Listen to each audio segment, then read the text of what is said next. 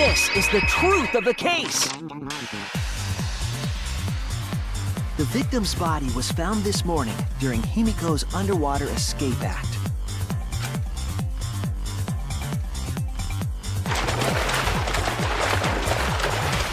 When we saw the piranhas in the tank, we thought that Himiko's escape failed. Of course, it was all part of the act. Himiko's escape went perfectly. But when Angie opened the curtain in front of the tank, we saw Ryoma with piranhas swarming around him. Before any of us could react, the piranhas devoured Ryoma's body. And all that was left were his bones and the handcuffs he was wearing. That horrifying sight was the finishing touch on the culprit's own twisted magic trick.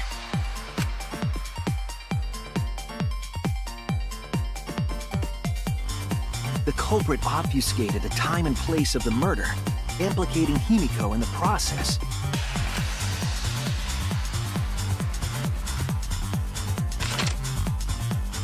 In truth, the crime began last night, around 8:55 p.m. While preparing for the show in the gym, the culprit had a chance to be alone.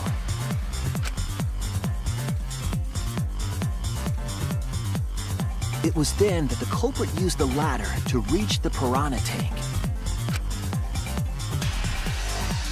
and removed the glass lid to put inside the tank.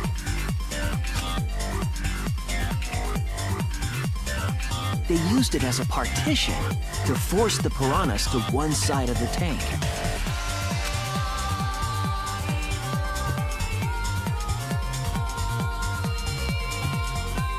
Next, the culprit took the rope from the stage wing in the gym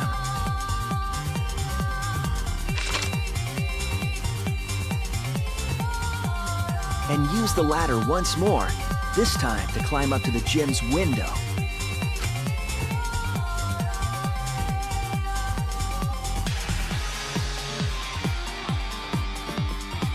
Once there, they opened the window and tied one end of the rope to the window frame. The rope was then thrown out the window toward the pool.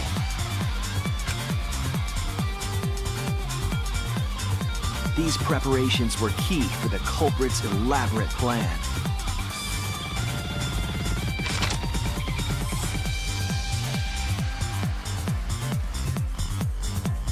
At nighttime, past midnight, the culprit asked Ryoma to meet at his lab.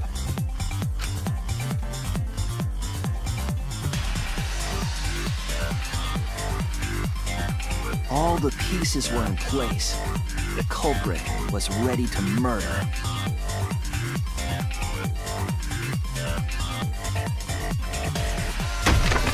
First, the culprit knocked Ryoma out, probably striking him from behind.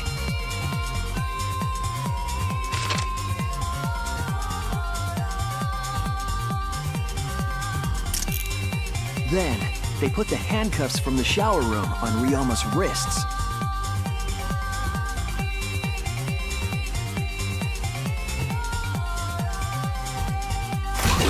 And shoved his head into the sink filled with water.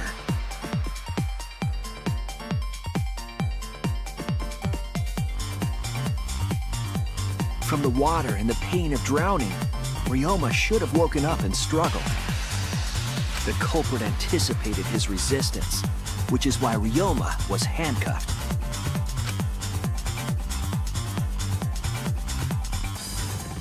The struggle left scrapes on the cuffs and sink, but in the end, Ryoma succumbed. Ryoma was dead, but the culprit's plan had only just begun.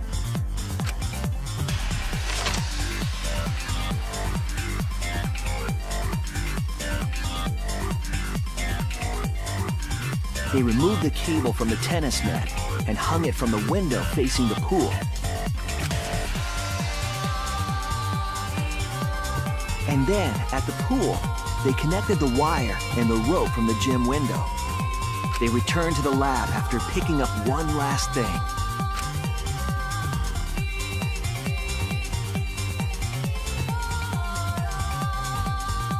the rubber inner tube that was in the pool's tool shed.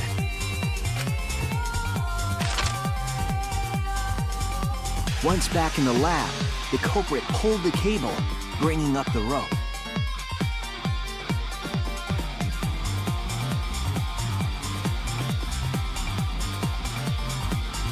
They pulled until the rope was taut, then tied it to the lab's window frame. And thus, the gym and the lab windows were connected by a single rope. After making a hanger of sorts with another length of rope tied to the inner tube, they hung the inner tube on the rope connecting the windows.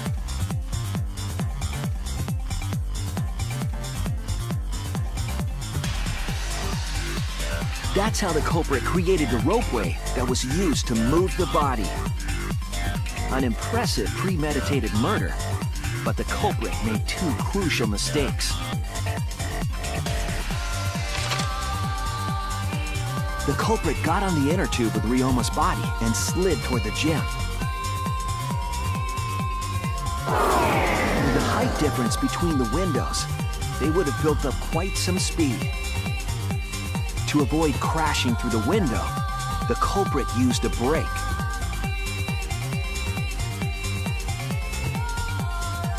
They used their own hand to grip the rope and slow down.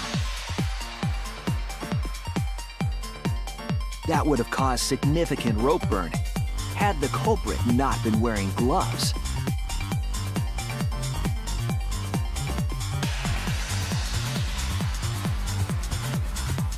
But due to the friction, part of a glove tore off and dropped in the pool.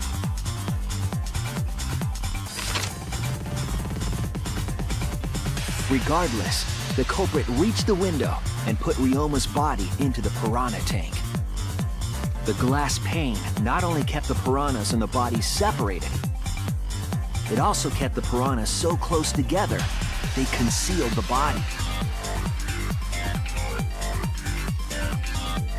After that, all the culprit had to do was untie the rope and the inner tube. But that's when they made their second mistake.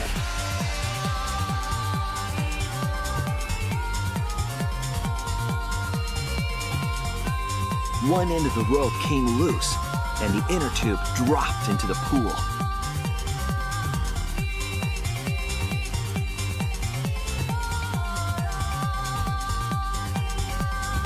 Thus, the culprit was forced to leave two key pieces of evidence, the fabric and the inner tube. They couldn't retrieve the evidence because of the rule against swimming at nighttime.